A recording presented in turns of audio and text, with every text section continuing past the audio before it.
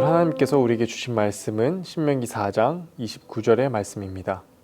신명기 4장 29절의 말씀을 함께 읽겠습니다. 그러나 내가 거기서 내 하나님 여호와를 찾게 되리니 만일 마음을 다하고 뜻을 다하여 그를 찾으면 만나리라. 아멘. 이번 주부터는 신명기의 말씀을 묵상합니다. 여러분, 신명기 책의 목적은 무엇입니까? 모세는 이스라엘 백성들에게 새로운 결단과 순종을 이끌어내기 위해 그들에게 격려의 말을 하였습니다. 그 격려의 말을 기록한 것이 바로 신명기 책입니다. 앞으로 이스라엘 백성들이 약속의 땅 가나안에 들어가서 번성하며 화평할 수 있도록 그들에게 격려의 말을 하였고 그것을 기록한 책이 바로 신명기입니다. 그 중에서 오늘 함께 나눌 말씀, 이 신명기 4장은 우리에게 너무나도 중요한 말씀입니다. 그 이유는 이 모세가 신명기 4장에서 권면한 내용이 이 신명기 안에만 있는 것이 아니라 구약에서, 신약에서, 성경 전체에서 우리에게 말하고 있기 때문입니다. 우리가 함께 나눌 그 주제는 바로 우상 숭배를 하지 말라입니다. 우리가 조금 더 신명기의 4장을 깊게 보기를 원합니다. 모세는 이스라엘 백성들에게 이스라엘 백성이 반드시 지켜야 할 규례에 대해서 설명하고 있습니다. 그러면서 15절부터는 본격적으로 우상 숭배를 하지 말라라고 이야기하고 있습니다. 15절부터 28절까지는 우상 숭배가 무엇인지, 우상이 무엇인지에 대해서 설명하고 또한 그 우상을 믿었을 때의 그 결과는 무엇인지 그 왓에 대해서 초점을 맞추고 설명을 하고 있습니다. 여러분, 우상이 무엇입니까? 우리는 이 우상이 무엇인지에 대해 조금은 폭넓은 관점으로 우상을 바라봐야 합니다. 오늘 본문인 29절 바로 위에 28절에 우상이 무엇인지 간략하게 설명하고 있습니다. 너희는 거기서 사람의 손으로 만든 바 보지도 못하며 듣지도 못하며 먹지도 못하며 냄새도 맡지 못하는 목석의 신들을 섬기리라. 다시 말씀드리면 사람이 만든 형상이다 라는 것을 이야기하고 있습니다. 이와 아주 흡사한 내용이 시편 135편 15절에서 20절에 나와 있습니다. 열국의 우상은 은금이요 사람의 손으로 만든 것이라. 입이 있어도 말하지 못하며 눈이 있어도 보지 못하며 귀가 있어도 듣지 못하며 그들의 입에는 아무 호흡도 없나니 그것을 만든 자와 그것을 의지하는 자가 다 그것과 같으리로다. 아멘. 동일하게 시편에서도 우상은 사람이 만든 형상이며 또한 그 형상은 우리가 그 우상에게 기도했을 때 우리에게 아무런 응답도 돌아오지 않는다라는 것을 말하고 있습니다. 반면 신약 성경에서도 우상에 대해서 이야기하고 있습니다. 특별히 골로새서 3장 5절에서는 음란, 부정과 사욕과 악한 정욕과 탐심이니 탐심은 우상 숭배니라 라고 말씀합니다. 우리 마음속에 있는 탐심과 그런 정욕과 또한 부정이 우상이라는 것입니다. 구약 성경에서 말한 그런 사람이 만든 형상에서부터 또 우리 마음속에 있는 그런 탐심, 욕심이 바로 우상이라는 것입니다. 우리 주변에는 어떠한 우상이 있습니까? 다른 종교에서 만든 동물의 형상을 본따 만든 우상이 있을 수 있습니다. 또한 하나님을 의지하기보다는 다른 것을 의지하게 만드는 그런 우상이 있습니다. 돈이, 재물이 우상이 될 수가 있습니다.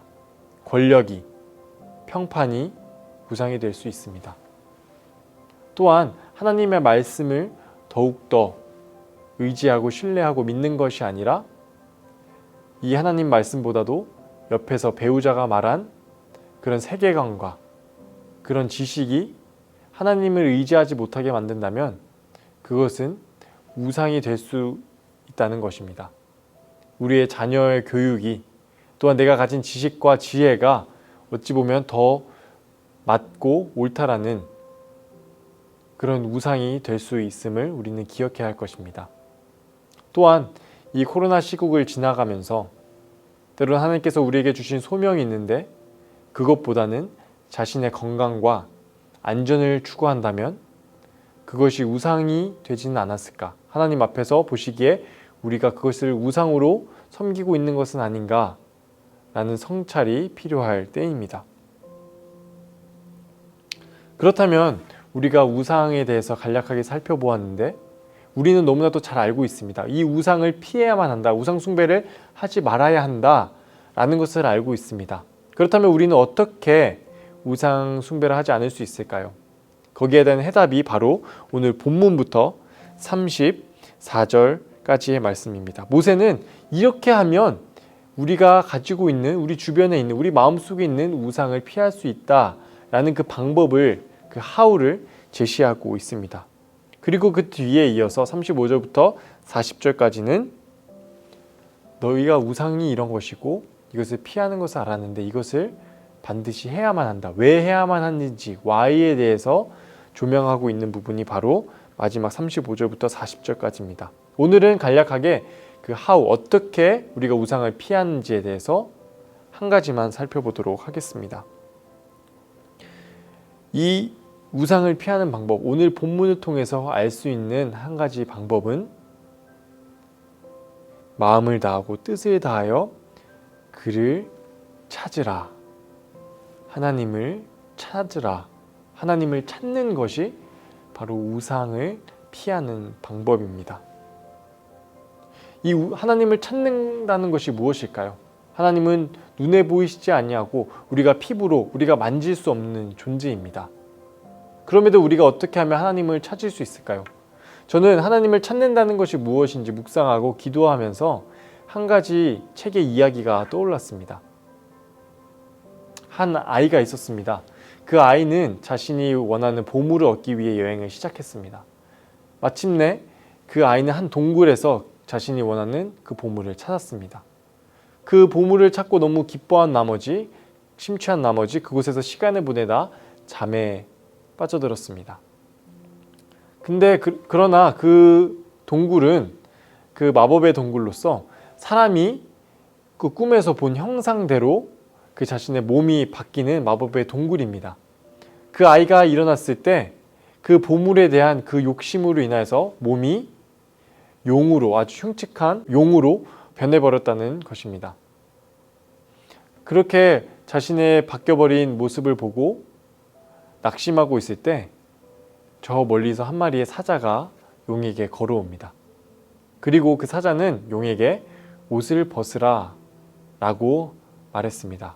용은 자신이 옷을 입지도 않고 있었는데 이 옷을 벗으라는 것이 무엇인지 이해하지 못했지만 나중에는 자신의 가죽을 벗기라는 그 의미를 깨닫고 용이 자신의 몸을 긁기 시작합니다.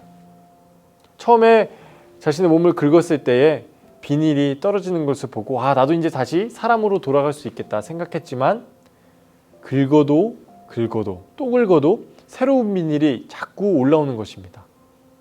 그렇게 용은 새로운 비닐을 보며 낙심에 빠져 있을 때 사자가 다시 한마디를 건넵니다.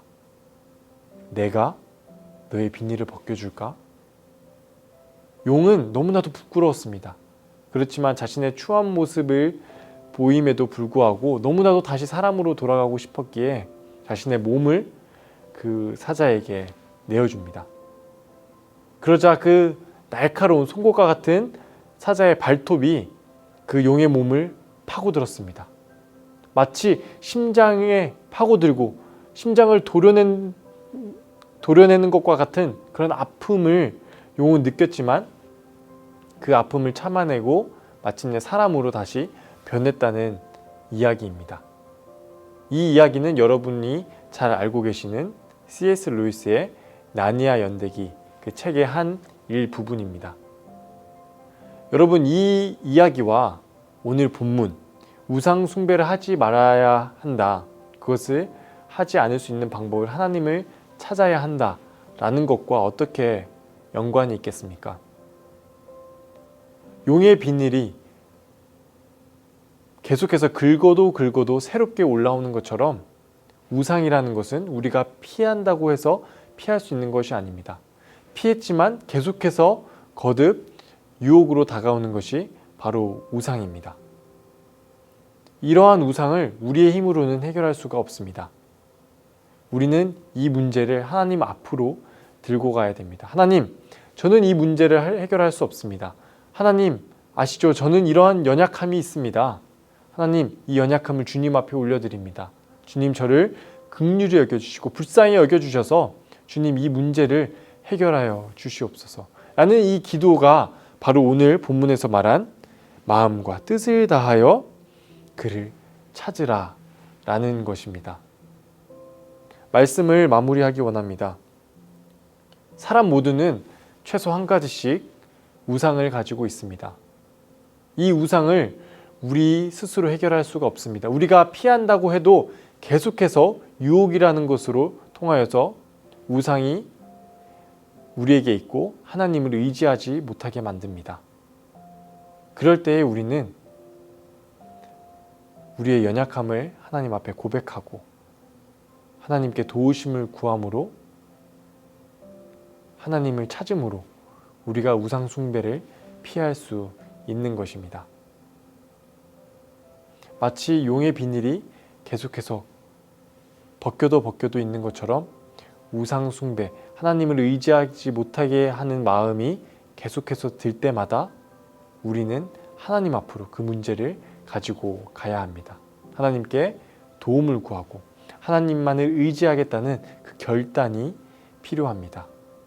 오늘 하루 이 말씀을 묵상하시면서 우리의 연약함을 고백하고 하나님께 도우심을 구하여서 우상 숭배, 하나님을 의지하지 못하게 하는 것들로부터 벗어나서 온전히 하나님만을 신뢰하고 하나님과 동행하는 저와 여러분이 되길 소망합니다. 하나님 아버지, 이 시간 우상을 피해야 한다는 것을 배웠습니다. 그리고 그 피하는 방법은 하나님만을 찾는 방법입니다. 우리의 연약함을 주님 앞에 올려드립니다.